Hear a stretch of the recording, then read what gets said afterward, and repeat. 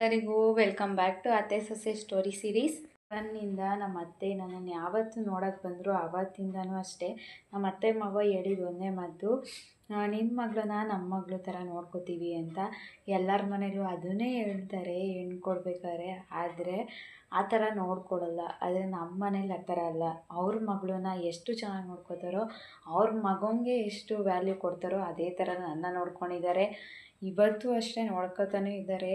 ಮತ್ತು ಮಗಳನ್ನ ಒಂಥರ ಸೊಸೆನ ಒಂಥರ ನೋಡಬೇಕು ಅಂತ ಯಾವತ್ತೂ ಇದು ಮಾಡಿಲ್ಲ. ಅತ್ತೆ ಅಂತ ಯಾವತ್ತೂ ನನಗನ್ಸೇ ಇಲ್ಲ. ಮಗಳನ್ನ ಯಾವ ಥರ ನೋಡ್ಕೋತಾರೋ ಅದೇ ಥರ ಸೊಸೆನೂ ನೋಡ್ಕೊತಾರೆ. ನಮ್ಮ ಅತ್ತೆ ಗ್ರೇಟ್ ಅಂತ ಹೇಳ್ತೀನಿ. ಯಾಕೆ ಅಂತ ಅಂದರೆ ಆ ಥರ ಎಲ್ಲರಿಗೂ ಆ ಗುಣ ಬರಲ್ಲ. ಎಲ್ಲೋ ನೂರಕ್ಕೊಬ್ಬರು ಅಂತ ಹೇಳ್ತಾರೆ. ಅದು ಈಗಿನ ಕಾಲದಲ್ಲಿ ಈಗಿರೋ ಜನ್ರೇಷನಲ್ಲಿ ಸ್ವಲ್ಪ ಜನ ಅತ್ತೆದಿರು ಇವಾಗ ಹಂಗೆ ಇದ್ದಾರೆ. ಆದರೆ ನಮ್ಮ ಅತ್ತೆ ನಂಗೆ ಯಾವಾಗಲೂ ಸ್ಪೆಷಲ್. ನಾನು ಹಿಂದೆ ವಿಡಿಯೋದಲ್ಲೂ ಹೇಳಿದ್ದೀನಿ ನಮ್ಮ ಅತ್ತೆ ಯಾವಾಗಲೂ ಸ್ಪೆಷಲ್ ಅಂತ.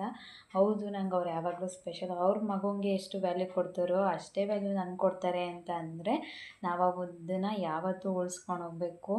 ಯಾರಿಗೆಲ್ಲ ಈ ವಿಡಿಯೋ ಇಂಟ್ರೆಸ್ಟಿಂಗ್ ಆಗಿದೆ ಅವರು ಏನು ಮಾಡಬೇಕು, ಹಾಗೆ ಕಾಯ್ತಾ ಇರಬೇಕು. Stay tune. ನೆಕ್ಸ್ಟ್ ವಿಡಿಯೋದಲ್ಲಿ ಸಿಗ್ತೀನಿ. ಬಾಯ್.